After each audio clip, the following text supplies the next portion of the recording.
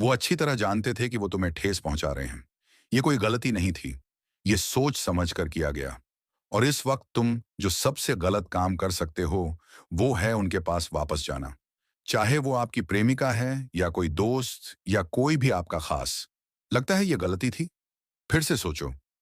जो लोग तुम्हें धोखा देते हैं, वो पहले ही तय कर चुके होते हैं कि तुम उनकी सुविधा से कम कीमती हो। और जिस पल तुम उन्हें दूसरा मौका देते हो, तुम उनके इस सोच को सही साबित कर देते हो। पहला हिस्सा, वो जानते थे कि वो क्या कर रहे हैं। धोखा अक्सर अजनबियों से नहीं, बल्कि उन लोगों से मिलता है जिन पर तुम भरोसा करते हो, जिन्हें तुम अपने करीब लाए।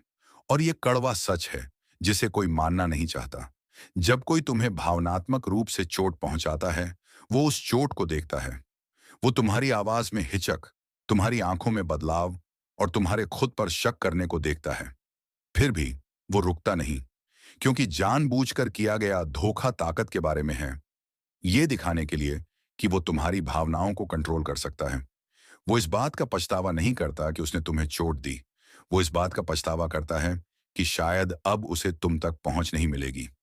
अगर कोई तुम्हारे चेहरे को देखकर, तुम्हें टूटते हुए देखकर फिर भी आगे बढ़ता है, तो वो दूसरी बार अचानक क्यों बदल जाएगा? दूसरा हिस्सा, वापस जाने का जाल। हम खुद को कहानियां सुनाते हैं ताकि उन्हें फिर से मौका दे सकें। उसने जानबूझकर नहीं किया, वो बदल गया है। मुझे माफ करना चाहिए और आगे बढ़ना चाहिए। लेकिन मनोविज्ञान ये कहता है, जब तुम किसी धोखेबाज को फिर से अपनी जिंदगी में लाते हो, तुम अपनी सारी हदें, बाउंड्रीज शून्य कर देते हो। ये ऐसा है जैसे चोर को बता देना कि चाबी कहाँ छुपी है। तुमने उन्हें फिर से तुम्हारा भरोसा हासिल करने का रास्ता दिखा दिया। दिमाग को जाना पहचाना लगाव चाहिए, भले वो कितना भी जहरीला क्यों ना हो। इसीलिए तुम्हें उनके पास वापस जाने का मन करता है। तुम्हारा दिमाग गलती से जाना पहचाना को सुरक्षित समझ लेता है, लेकिन जाना पहचाना सुरक्षित नहीं होता। ये वही चीज है जो तुम्हें बार बार चोट पहुंचाने के चक्कर में फंसाती है। दूसरा मौका उन्हें यह साबित करने का नहीं कि वो बदल गए, बल्कि ये पक्का करने का है कि वो अभी भी तुम पर कंट्रोल रख सकते हैं। तीसरा हिस्सा, माफी हमेशा अच्छी नहीं होती।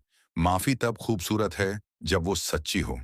लेकिन जानबूझकर की गई चोट के बाद हर किसी को माफ करना अच्छा नहीं। ये खुद को छोड़ देना है। तुम अंदर से माफ कर सकते हो, यानी उनकी पकड़ को अपनी भावनाओं से आजाद कर सकते हो, बिना उन्हें अपनी जिंदगी में वापस लाए। इसके लिए तुम्हें कुछ बोलने की जरूरत नहीं, न कोई मैसेज भेजने की। तुम्हारी चुप्पी ही माफी है, तुम्हारी दूरी ही अंत है। तुम्हें उन्हें मैंने माफ कर दिया कहने की जरूरत नहीं, तुम्हें उन्हें अपनी अनुपस्थिति का एहसास कराने की जरूरत है। चौथा हिस्सा, चुप्पी की ताकत। जब तुम बिना ड्रामे, बिना तमाशे, बिना बार बार सफाई दिए किसी को अपनी जिंदगी से हटा देते हो, तो ताकत का खेल तुरंत बदल जाता है। चुप्पी वो करती है जो शब्द कभी नहीं कर सकते। वो उन्हें खुद के साथ अकेला छोड़ देती है। जरा सोचो, बहस करने से तुम उन्हें अपनी ताकत तक पहुंचने का मौका देते हो। लंबा मैसेज भेजने से उनकी अहंकार को खुराक मिलती है। वो अभी भी मेरे बारे में सोच रहा है। लेकिन चुप्पी, चुप्पी कहती है कि तुम मेरी सफाई के लायक भी नहीं हो। ये छोटापन नहीं, ये बदला नहीं, ये मनोवैज्ञानिक सुरक्षा है। तुम्हारी चुप्पी तुम्हारे गुस्से से कहीं ज्यादा तेज गूंजेगी। पांचवां हिस्सा, अपनी कीमत को फिर से पाना।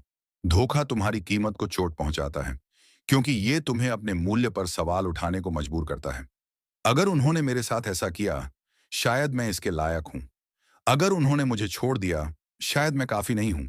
लेकिन सच ये है, उनके काम उनके बारे में बताते हैं, तुम्हारे बारे में नहीं।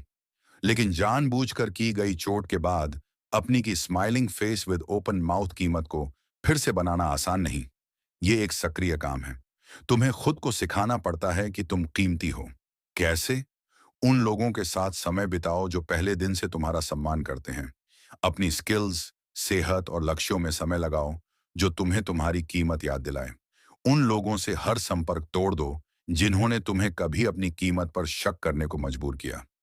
हर वो पल जो तुम गलत इंसान को अपनी कीमत साबित करने में बिताते हो, वो उस इंसान से चुराया गया है जो तुम्हारी कीमत तुरंत देखेगा। छठा हिस्सा, मनोवैज्ञानिक हदें जरूरी हैं। हदें, बाउंड्रीज, दूसरों को बाहर रखने के लिए नहीं, बल्कि तुम्हें सुरक्षित रखने के लिए हैं। जब कोई तुम्हें जानबूझकर चोट पहुंचाता है, तो पहली हद ये होनी चाहिए कि उन्हें तुम तक पहुंच मिले या नहीं। क्या वो तुमसे बात कर सकते हैं? क्या वो तुम्हारी जिंदगी देख सकते हैं? क्या उन्हें पता होना चाहिए कि तुम कैसे हो? अगर जवाब हाँ है, तो तुमने दरवाजा पूरी तरह बंद नहीं किया। हदें दीवारें नहीं, ताले वाले दरवाजे हैं, और तुम तय करते हो कि चाबी किसे मिलेगी। सातवां हिस्सा, ऐसी जिंदगी बनाओ जिसमें वो मायने न रखें।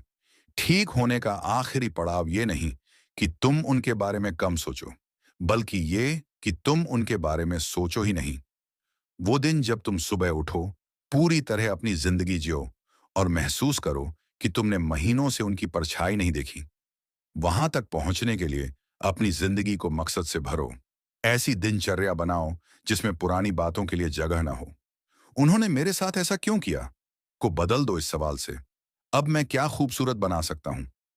जब तुम्हारी जिंदगी मायने से भरी हो, तो धोखे की यादें भी अपनी ताकत खो देती हैं।